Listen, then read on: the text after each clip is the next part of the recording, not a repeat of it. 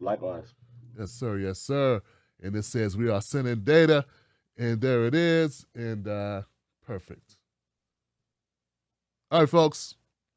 Hey, folks, how you doing? Bear with me 1 second. Let me get back to my screen here with Mr. My guest. Hello, folks. How you doing? My name is Tim Black. Welcome to another edition of Tim Black Show. This is a special edition, kind of a power hour show, I would say. I have a returning guest, a good friend of the show, Dr. Elwood Watson. What's up, Elwood? How you doing, brother? How you doing? I'm pretty good, man. I'm thrown by what's happened here with this Rittenhouse thing. How you feeling about the Rittenhouse verdict that was just handed down? I'm disappointed and disturbed and disappointed. I felt Kyle Rittenhouse should have been convicted. I do think Kyle Rittenhouse was an individual who attempted to take the law into his own hands. He injected himself into a situation that he did not need to do. I think he was largely seen by many members of the jury and some on the right as a vigilante hero. I think they tried to paint him as this teenage boy who was about to be attacked by these sadistic adults who, you know, were trying to hurt him, and he acted in self-defense. I think they tried to paint Kyle Rittenhouse, the defense, to a degree, and much of right-wing media as the boy next door. And I think there was a subliminal message in that depiction. They were trying to say that Kyle Rittenhouse was like the all-American boy. You know, he played football. He was somewhat patriotic. He listened. He probably had conservative views, from what I gather, and that he was these people who were he defending himself against were quote unquote communistic individuals, and they were un-American. Kyle Rittenhouse, in their view, represented the American, the real true American, Archetype, yeah. and the other people, there's the people who his detractors and the people who are he was defending America against were the people who were the antithesis of America. They were un-American, and I Yeah, think the jury may have bought into uh, that mindset. yeah, I agree on so many points. I guess my take is a little bit more. Just only difference is I looked into Kyle Rittenhouse's background, and when you cover these stories like I do constantly of Right. black people gunned down by police in situations like this, I know how the media likes to delve into the backgrounds of those black victims, often deceased, and find dirt and Right. make that the focal point of the story. Kyle Rittenhouse, he was a high school dropout, doing online courses for whatever reason, and never really exposed why he dropped out. We never saw his father appear.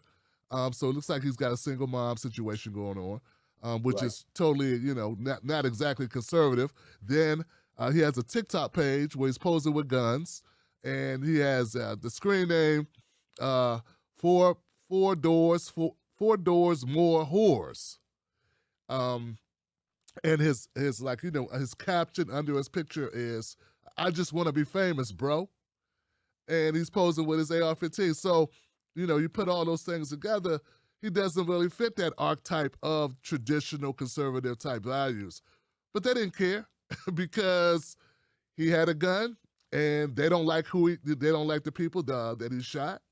They detest the people that he shot more than they detest what was in his profile. And I just feel that the only thing he was missing was like tattoos, and he would have been all the way like what they supposedly have a problem with. But yeah, man, it's what do you think?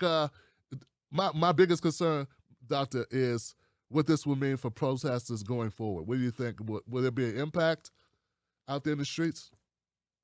Uh, I think the things we have to be concerned about is uh, this is given a license. I feel it may have given a license to unchecked vigilantism. Yes, I think it probably sends a message to people that, yeah, I can go ahead and I can, carry rifles and, assault weapons, and I can engage in, wanton activity and, claim self-defense, and I'll probably face no consequences whether I was the aggressor or not. Yeah, that's my deepest fear, brother, is that there'll be other people to come behind this. This is bigger than Kyle Rittenhouse. This is Absolutely. this is about and it's kind of crazy to say we're looking at the I would say the McMichael Bryan trial for the murder of Ahmaud Arbery. And I'm looking at this, I'm juxtaposing the two, and I'm like, wow. So in one story, we got a black man killed unarmed who's running away. And I'm not hearing the right support him. I don't hear them condemning the McMichaels and the Bryans, the next door neighbor that assisted in that murder. I don't hear it. But Kyle running with a gun, he's a hero. So it doesn't make much sense. Like it would be different if they were the same way. If you're gonna support Kyle, you have to support Ahmaud Arbery, and if you support Ahmaud Arbery, you should support Trayvon Martin and Tamir Rice and John Crawford and the Walmart with a gun that he was going to buy from the store that was displayed on the shelf. Like there's so many of these stories. Philando Castile with a gun in his own vehicle, had committed no crime. So it just goes like on and on, Doctor. It's really the hypocrisy, brother, is what gets me.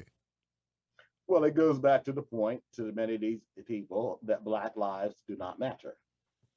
Black lives are not seen, or Black people in general are not seen as fully human, and therefore their lives are not worth any kind of sacred value. That's how many of them see Black Americans or Black people in general, and probably I would even say people of color in general. Yeah, well, I can't argue that. I think that we hold a pristine place in being. I mean, we were 3/5 of a person. I don't know if they considered other races as subhuman. Is how we're often projected, or we're projected in this, Right. in our media, in different authors, in different scripts and manuscripts and writings and what have you. And so I don't know, brother. I'm looking at people and I'm saying, what we need to do is we need to focus. Let's shift to focusing on getting that anti-lynching bill passed. I think we should hold the Democrats responsible. We gotta play defense now. We gotta immobilize and get some laws passed to protect us from those Kyle Rittenhouse folks who may be, like you said, influenced that this is a route to go, and they can forego any type of consequences. Well, I would argue we have to go on offense and really get aggressive and take care of and really force Congress and the Biden administration to enact these laws. Biden can issue executive orders. He did quite a few when he first entered, when he became president. So I mean, there are certain things he can do with the stroke of a pen. Mm-hmm. Okay, so and voting rights, as far as I'm concerned, should certainly be one of them. Joe Biden and Kamala Harris are in office now because of Black voters, Black women voters in particular. So there is really no excuse to not address the concerns of the people that brought you to the House. And I think that if they don't do that, then we're going to have to keep their feet to the fire and say, look, this is what we did for you. This is what we respect. This is what we expect in return. And I have to hold them to it. And if they don't, then there have to be other alternatives we look at. We can't continue to vote for parties simply every 4 years if they're not delivering for us. That's they right. Always want us to deliver for them, but yet they don't really want to return the favor. And we cannot, as Black Americans, continue to accept that bargain, because it really is not. It is a bargain at best. It's not anything else. Yes, you're right. I meant offense, but you're absolutely right, brother. Kyle Rittenhouse found not guilty on any charges. A list of charges. Just for anybody interested: first-degree reckless homicide, use of a dangerous weapon, not guilty. First-degree reckless endangering safety. In fact, I know a lawyer, Jen Perlman. She's a lawyer, an attorney, and she chimed in. A person, she's been on the show a couple of times, Dr. Watson, and she was saying this was a charge she thought that he should have been found guilty of. Count 3, first-degree reckless endangering safety, use of a dangerous weapon, because a couple of those, those shots could have hit anyone. It's you're shooting, and there are multiple people, standing there that could be hit. First-degree intentional homicide, in 5th degree. Count 5, attempted first-degree intentional homicide, use of a dangerous weapon. Count 6, possession of dangerous weapon. That was thrown out. They threw out the 6th count because they said, well, some mumbo-jumbo about the barrel wasn't long enough or something like that. So, but anyway, this brings us to the reason why Dr. Watson's here. Dr. Watson, he wrote a great article about critical race theory. And since we haven't talked about it really on this channel, I mean, I've covered it, but I'm not a doctor. And since my layman's knowledge of it, I don't think it's sufficient, I want to get Dr. Watson in to kind of break it down for us. So, Dr. Watson, we hear people talking about it. What is critical race theory? Critical race theory is the subject of the challenges, the presuppositions of what American society is like, and it examines the different aspects of American society, from economics, sociology, philosophy, religion, and politics. And that's primarily what critical race theory does. It looks at the history of America and indigenous people and people of color, and it looks at the situations that they've had to endure, and looks at it and challenges and re-examines preconceived notions of what others have ascribed to these particular groups. Okay, that's primarily one of the primary definitions of it. Critical race theory was kind of started by Richard Delgato, Kimberly Crenshaw, the late Derek Bell, Mary Matusta, and others as well. It's a philosophy that is taught primarily in law schools, law and professional schools. It's not taught at the K through 12 level. It's not really taught at the undergraduate level either, but that's where it's primarily taught at law schools. That's what critical race theory primarily is. It's a tenet that looks at the history, of various aspects, economics, religion, politics, sociology, as well. These are the things, and both domestically and globally. Okay, so let me see if I can get this, if I'm getting this right. So say we're in grad school and we're looking at economics, and we're looking at the racial wealth gap. We're saying, okay, why we're asking questions like, why is it that Black people own, the average Black family possesses 10% of the average white family's wealth, 10%. And we say, okay, what are the causations? What causes this? How does this come to be? Is that like critical race theory is what we would use as a tool to try to understand how race impacts economics? Is that an example? Critical race theory would be critical race theory. That's one of the theory that critical race theory would and could address. Yes, absolutely. Okay, and so on and so on. You said there were other disciplines, but the same thing. It's just how race might impact history, how race may impact different facets. How race has impacted history. Has impacted. Okay. So, okay, right. I get it. I mean, it could be through sociology. It could certainly be through history. It could be through, you can look at it philosophy. You can look at it sociologically, anthropologically. I mean, rhetorically. So, I mean, definitely, all those, disciplines, you can look at critical race theory through all those disciplines, even, economics, you can look at it through business, you can look at it through technology. I mean, so those dynamics, there's not just, the humanities aspect of it. You can look at, critical race theory through the hard sciences, you can look at it through health disparities, mental health. I mean, so definitely it's simply not just, philosophical, historical. You can look at it, critical race theory, through pretty much any discipline, and you will certainly see where it can be utilized and certainly discussed. So I'm kind of confused, not by you at all, but okay. by how other people have sort of framed this conversation. Like, so you started off, Dr. Watson, by saying this is a graduate degree course study. You don't see it in undergraduates. You don't see it in high schools, elementary schools. But why is it that that's where they're banning it? They're banning critical race theory, these conversations about how race applies to certain aspects of life. They're banning those teachings in places where you don't even discuss critical race theory. I don't understand. It's a wedge issue. That's what it is. Christopher Rufo, who worked during the Trump administration, I don't know if you remember when Donald Trump signed an executive order banning diversity training within corporations and schools and the like. Now, Joe Biden overturned that when he became president. But Christopher Rufo, he saw a wedge issue. He said himself, he admitted he didn't know what critical race theory is. He didn't know what it was about. But he knew the term, I think the term critical and race, they thought the term was something that would spark their constituency. And that's what it was. And they certainly looked at that.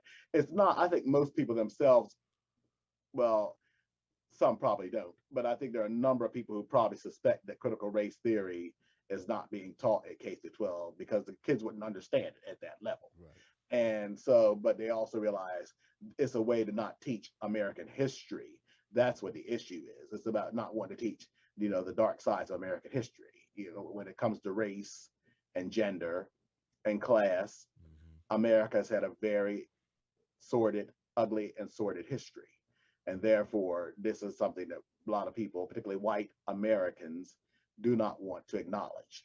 They want to talk about American exceptionalism, like talking about, well, we don't want to have history that might make kids feel bad about themselves. Exactly. Yeah. Well, the reality is, what about kids of color? They've been taught to feel inferior about themselves for generations. It's that white fragility that we're talking about here. It's that white fragility, that white denial, and that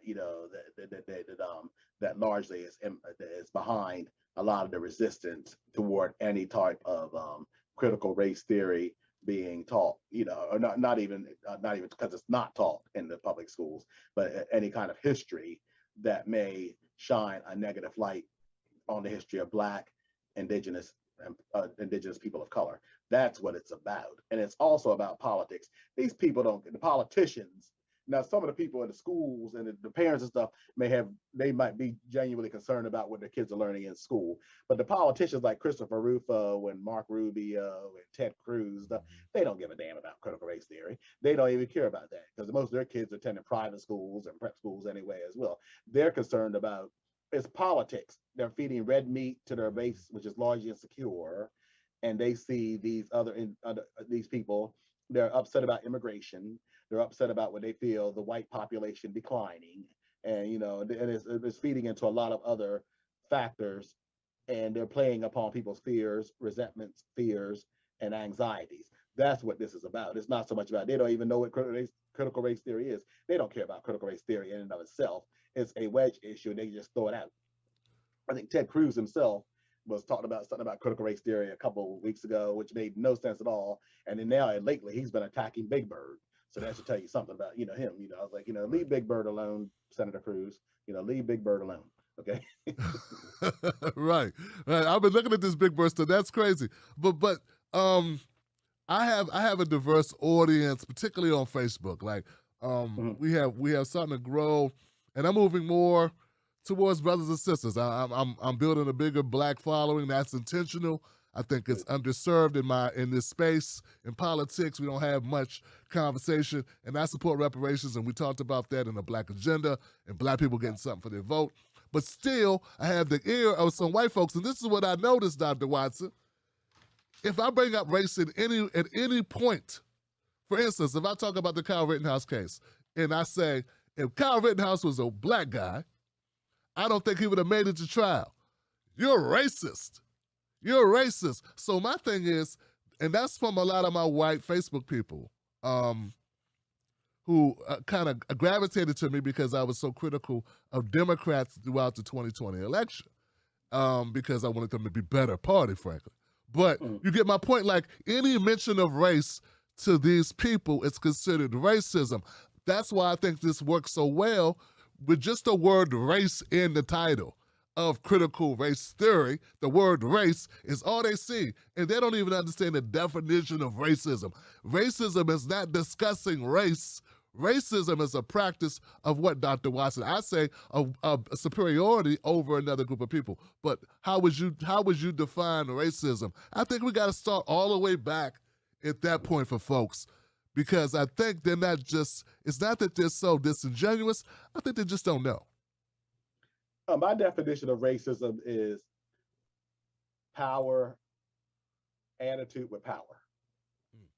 Explain. I think that's how I would define racism. And I think that, yes, America has largely been a racist nation.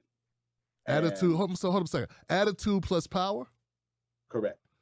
Okay, please unpack that. What you mean attitude? What's that mean?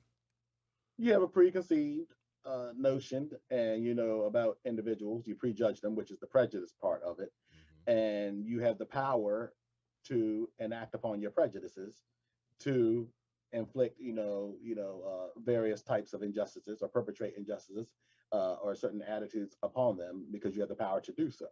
And that, to me, having that power to oppress, suppress, deny, nullify, is acts of racism. Now, do I think there's a difference in individual racism and institutional racism? Okay, by that I mean people say, well, Black people can't be racist, people of color can't be racist. No, I disagree with that. I think Black people can be individually racist. For example, let's say it's a group of Black athletes or jocks who don't like these little, maybe nerdy type of white kids, and they see them in the afternoon and they push them around, harass them, beat them up.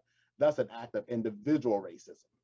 Okay, they have the power and the attitude to hurt these kids and to oppress them and suppress them in different ways. Now, do Black people have the power to practice institutional racism? No. We don't control the banks. We don't control the educational system. We don't control politics. We cannot say tomorrow we want to go back to not we would, but we want to go back to slavery. That's the example of institutional racism. We don't have the power to redline, banks. We don't regulate Wall Street. Those type of things. That's institutional racism. They're two different. They're both forms of racism, but there's institutional racism, environmental racism, a part of institutional racism. I mean, that to me, Black people and people of color in general don't have the power to enact institutional racism. But individual racism, yes. Can people of color be racist? Yes. Can people of color practice institutional racism? No. That's how I see it. I get it. I think that's I appreciate that explanation. I think just starting there is important because the mention of the word race in itself is just a term. It's just a discussion. It's just I'm just quantifying my experience of covering news for the last decade, of stories of Black people with or without guns trying to defend themselves, some by running away like Ahmaud Arbery, some just walking home like Trayvon Martin, and or playing in a park with a not even a real gun, a pellet gun like Tamir Rice, who hadn't fired at anyone, and how in similar circumstances, white folks are treated differently by and large. That's been my experience by covering this. And the focus on that is not racism. I'm not suppressing you by talking or having this conversation. It's not racist to say, hey, I noticed this thing going on in the news. I've noticed this about this story. That's not racism. So it's like I don't know. I hope I'm making it clear for them. Am I missing something? I want to make sure people get something out of this live stream, Dr. Watson. Is there anything you would add to these people who knee-jerk and say everything is racism, reverse racism? No, the only thing I would add to them is to tell them that they're in denial. Okay, you need to understand what racism is, and you need to think and take a long, hard look in the mirror and look and say, why am I saying this is racist? Why do I have such a defensive posture to any time anybody claims race exists?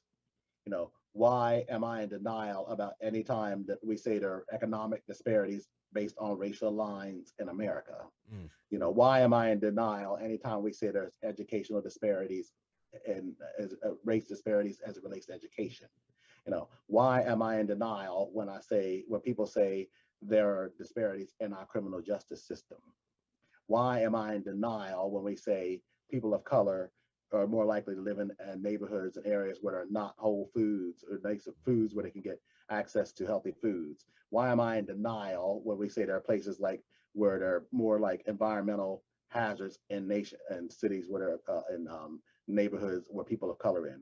Why am I in denial when America says we live in very racially segregated societies? Why am I in denial when people say with the schools people where school districts or people of color are largely grossly underfunded? And I can go on and on brother. and on and on. Yeah. I want to hit the clap button, man, but I don't want to throw us off. Hold on, man. I got a clap button. Let me hit that clap button, brother. Yeah, cause that was the spot on, man.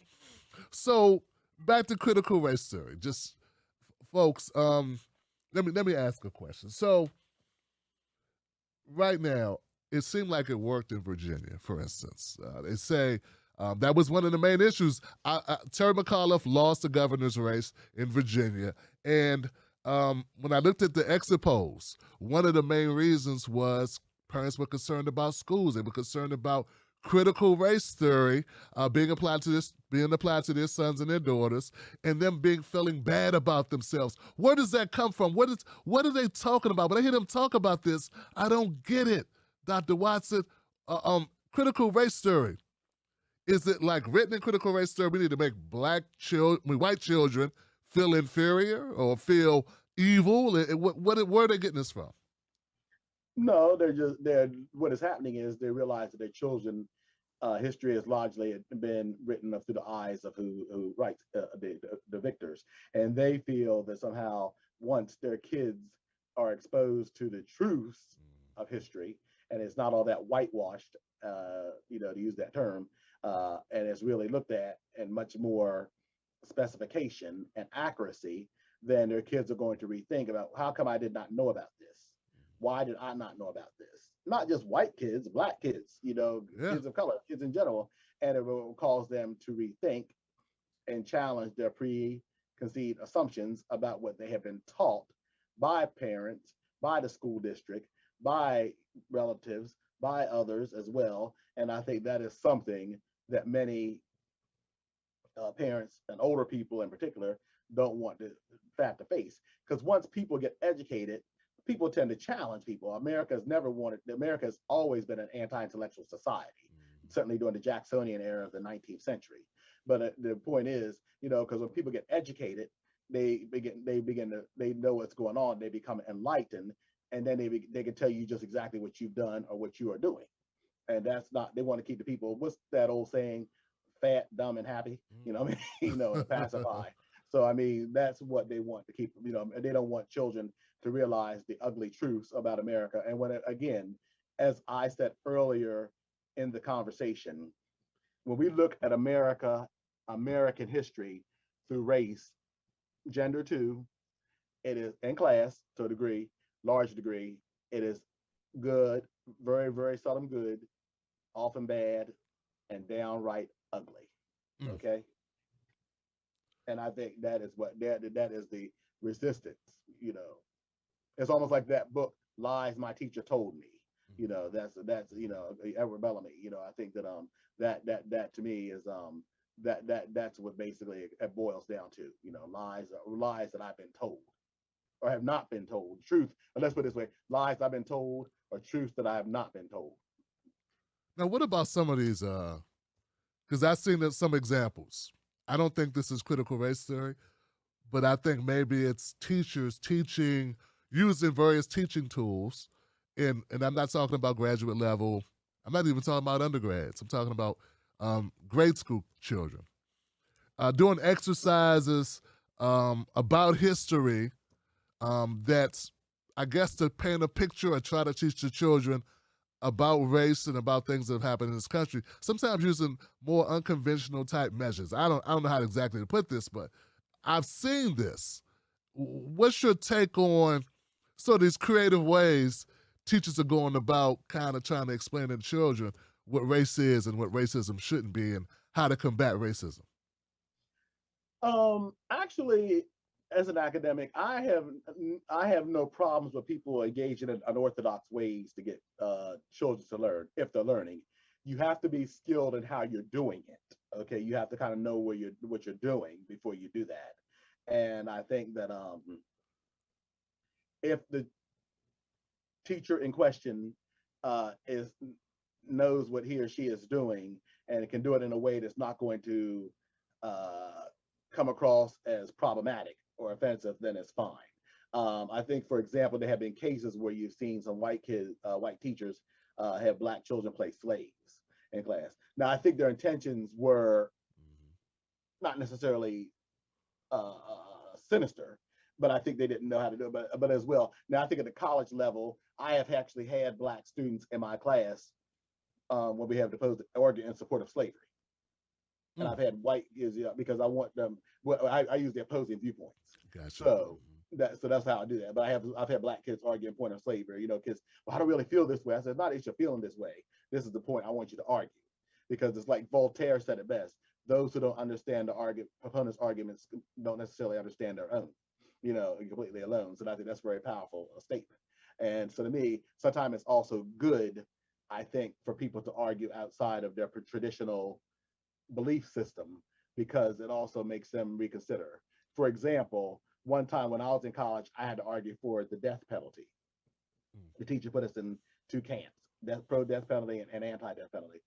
Personally, I'm against the death penalty. It didn't sway me, but I could see why some people certainly have some views that are certainly why the death penalty, why they could believe in the death penalty. Right. Let's say you lost a loved one brutally murdered. Some people do commit some very heinous crimes and do not seem to be the least bit repentant for them.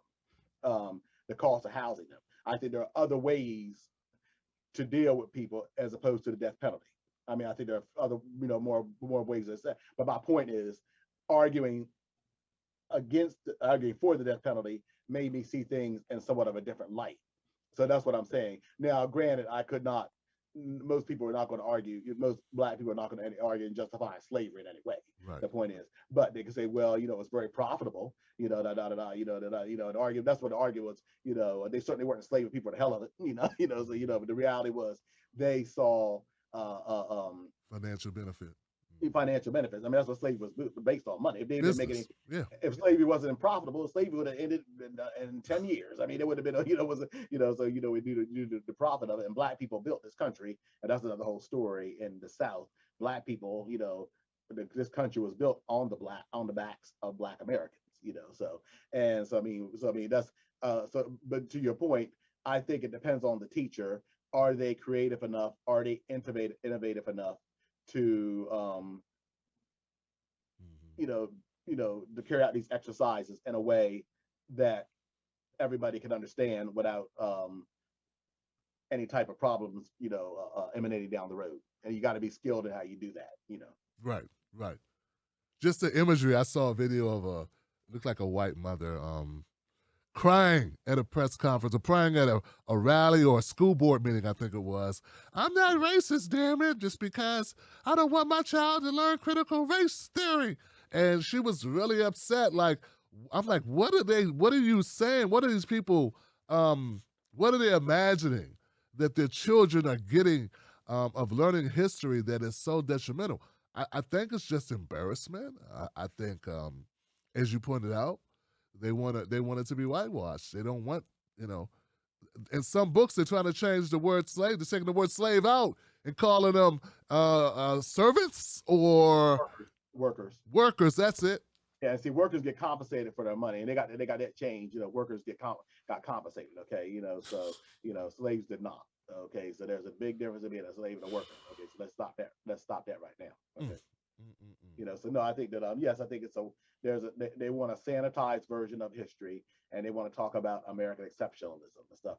And I mean, even at the college level, that's what you had those they call them culture wars, which took place in the 1990s. Now I was in graduate school during that time, but history, English, those are the departments, being a historian. That's where the battles are really taking place and raging, because in English, was a big talk about the decline of the classics, and all these type of things as well.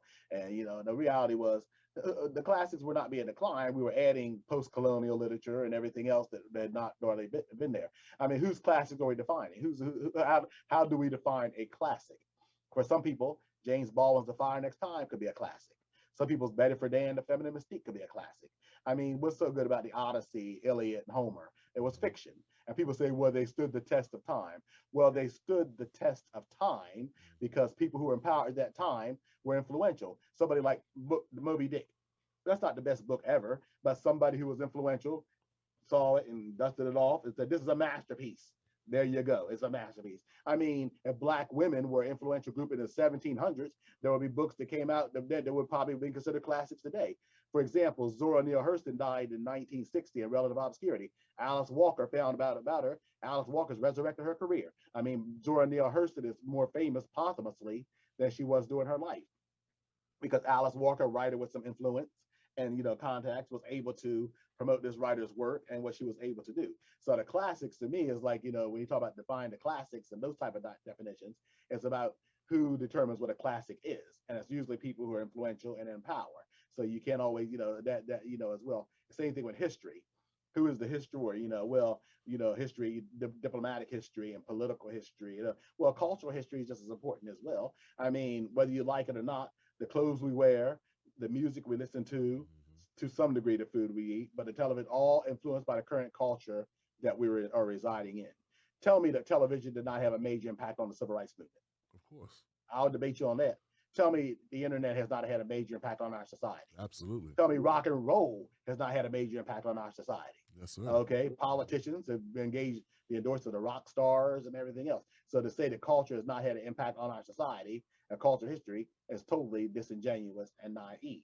So I mean, to me, you have to look at determining, and those, I'm saying what I'm getting to in those disciplines. There was a debate because people, the old guard, did not want to acknowledge, or they feared that what they were studying would no longer be seen as they wanted to be gatekeepers and things as well. Now, those of us who came in from the new school pretty much won that war. There's a lot more diverse history being taught in the college level than it was 25 or 30 years ago. Same thing in English departments and stuff as well. But there was definitely that resistance. And the reality is this: today, you would not teach chemistry today in 2021 the way you would have in 1961. Or you shouldn't, so I'm saying, right. So things evolve and change over time. Nobody's saying you don't look at the classics, but, quote unquote classics, but you also have to look at what's going on in the new and stuff as well. I call it that good old Catholic school education. You combine the old with the new. That's how you do it. That's how you do it. So, gosh, here goes a question for you, Dr. Watson. And folks, I guess I should have went through and sort of laid out Dr. Elwood's credentials. He's a professor. What university do you teach at?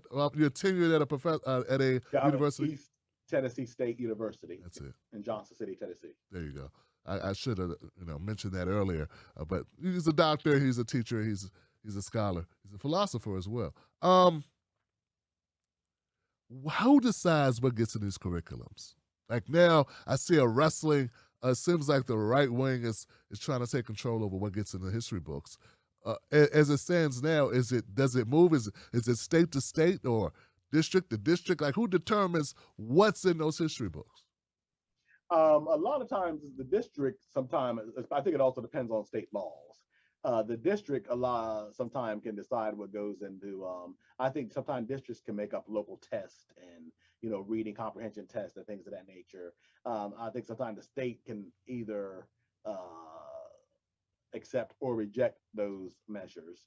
And then I think sometimes, then it may have to go to the federal level. But I think by and large, the local school, the school districts and things, districts usually can make their own grading policies, their own curriculum as far as like, what is being taught at that level, what grades things are being taught. That's usually a district matter. But sometimes the state may intervene in and of itself. You talk about K through 12, right? Yes.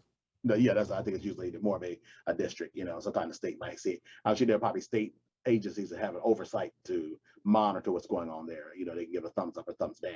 But by and large, it's usually the the district that decides what is implemented and stuff as well. And that's a factor. I mean, to see the right has kind of played the long game in the sense the right will get on school boards and they elect people to school boards and things as well. Whereas I think sometimes the left has been kind of asleep on those type of dynamics. We get the people on the left have a tendency to they don't realize, politics is grassroots. And in the 60s, they did that. The left was kind of the very activist party in the 60s, because up until about the 1960s, even about the 1970s, really, the conservative right really did not get involved in politics. They were they saw the successes that the left had.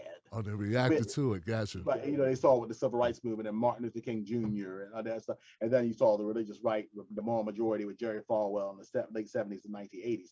They took a playbook. They saw the success that the left had with the courts, and they tried to do the same thing.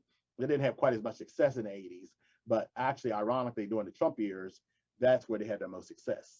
Donald Trump, a man who's not even a Republican, probably apolitical. I mean, he's probably not either a Democrat or Republican. I think he's I think he's non-ideological.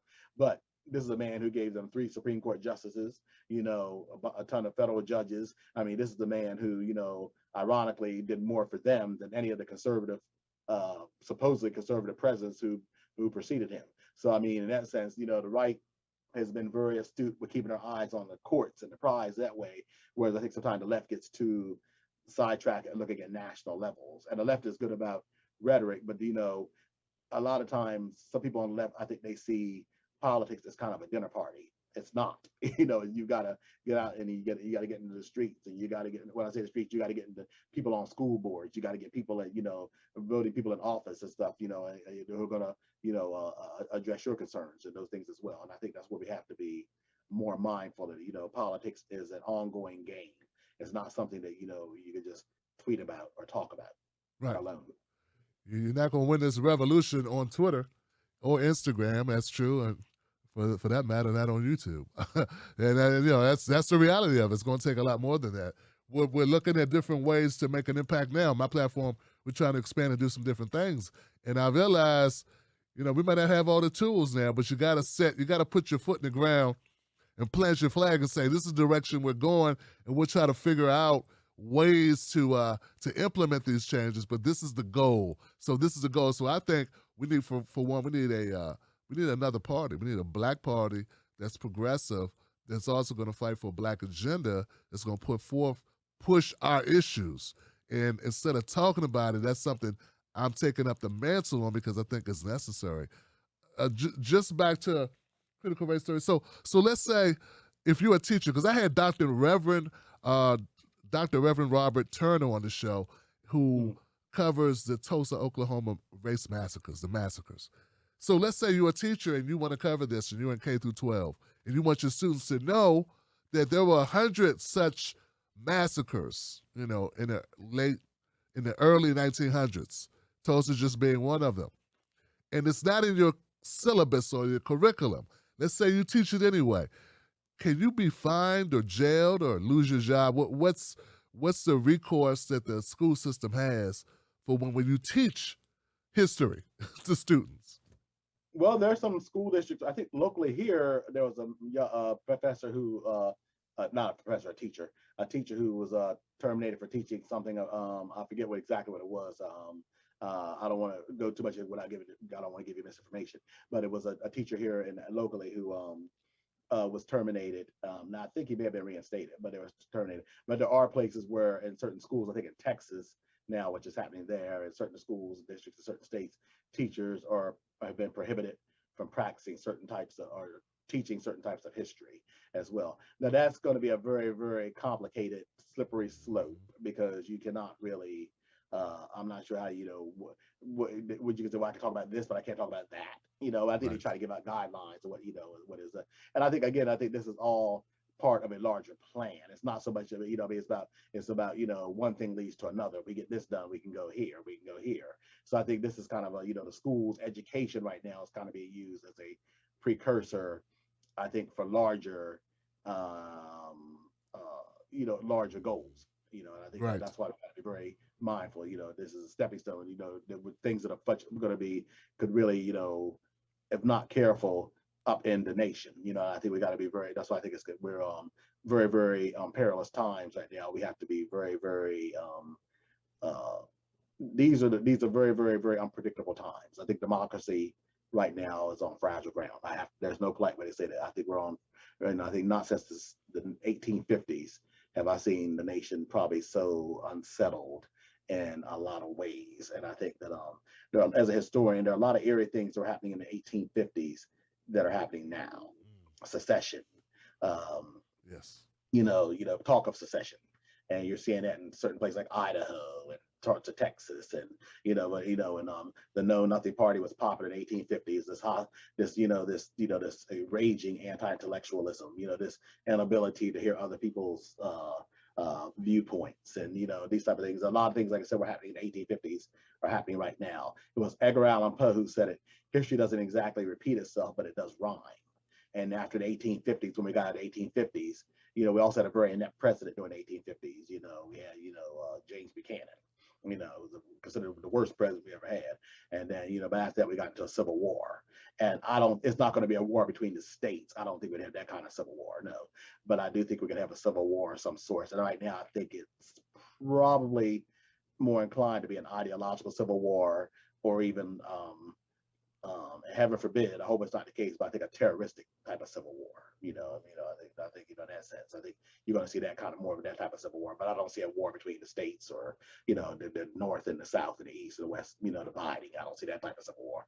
But I do see a civil war if we're not careful, because of right now the temperature is just way, way, way too high, and the dialogue is just totally, just out of control.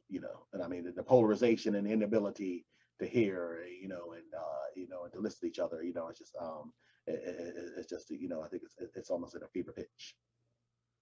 Wow, yeah, I agree. It's definitely getting out of control. I initially I would say back in like early 2020, we're saying this about Trump, Dr. Watson, and I was thinking, people are kind of blowing this out of proportion. It's not that bad. We're just disagreeing on some points, but yeah, things are getting worse. And there's a part of me, I'm upset about the Kyle Rittenhouse verdict, just to kind of close the loop on it. But I'm also concerned about what would happen if he did get convicted. Like America, so someone called into my show, Dr. Watson. They were saying that he'd heard a couple of jurors may be concerned about getting doxxed if they didn't vote to convict Kyle Rittenhouse. And I was like, my response was, you need to be more concerned about what happened if he is convicted. The good old white boys that get upset with the guns, with the militias, are the terrorists you need to be more concerned about, what their reaction is going to be to one of their own. This is their hero. Like, on the other side, it was just us. And on their side, they're looking at Kyle as his hero. He gets convicted. We don't know what to expect. I mean, we just had folks at the Capitol bust into the Capitol and make it seem like they were just going on a tour. They broke into the Capitol. So what do you think they're going to do about their poster boy if he would have got convicted? So that's just a little taste of what I saw, and the hypocrisy of the people on the right not seeing it for what it is. These people are not, you talk about cancel, they talk about cancel culture and wokeism. What about white terrorism? What about militiaism? What about those reactions? I don't know if you got a comment to that, but these are things I was considering, Dr. Watson. I mean, I think the Department of Homeland Security is saying for quite some time that white domestic terrorism is probably a major factor, one of the most major dangers as far as any type of terrorism that we have in America. White supremacist terrorism is a major threat. That's what the Department of Homeland Security has been telling us for the past couple of years. Okay, it's not Al Qaeda, it's not Antifa, it's Right. not BLM, Black Lives Matter. It is white homegrown domestic terrorism that is the major threat to American safety. And who's that threat to? Who does that threat focus? Who would be more damaged by that threat? I think that would be us. It would Black be people Americans. of color, but I also think it would be the nation in general. But people of color, of course, but it's going to have a larger impact because once the people start, as well. But it's going to, their targets are people like us, yes, people of color. But they're also targets. Quite frankly, some of these people, they look at white progressives and people like that is traitors as well. So I mean, they don't like Exactly. them That's as true. well. So I'm saying, so I mean, anybody who's the other to them is somebody who doesn't have their political philosophy.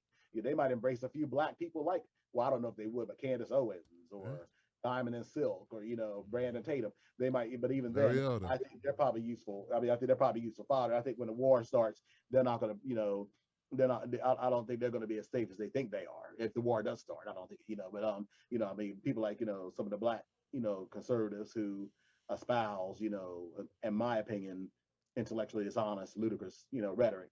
But I think they might feel that somehow they're being embraced by those, right wingers. But at the end of the day, I don't think that when their usefulness is over, they'll be gone too. What I'm saying? That's right. That's right. Dr. Watson, it's been a pleasure having you, brother. It's been I'm so proud of you coming on the show again and dropping all these truth bombs, brother. Man, we appreciate you so much, brother. Thank you so much for your time. Could you tell folks where to go to find out more? Is your book still available? What's happening? Absolutely. My book, Keeping It Real, Essays on Race in Contemporary America, published by the University of Chicago Press. And it's available on Amazon. You can get it at any bookstore. So University of Chicago Press website. So yes, it's still available. And I hope you check it out and read it as well. And as always, Brother Black, thanks for having me. And I appreciate it so much. That's it, man. Brother, the pleasure's all ours, man. What a great conversation. Folks, I hope you got something out of this conversation with the great Dr. Elwood Watson. Check us out at 8 o'clock for an edition of Pause with Tim Black. Then tonight we open up phone lines. Damn, I got a lot of work to do. I'll see you guys soon, and we are gone. Keep it real. Stay. Keep it real. That's it. All right, brother. Hang tight. I'm going to end this, and we are ending this meeting, brother.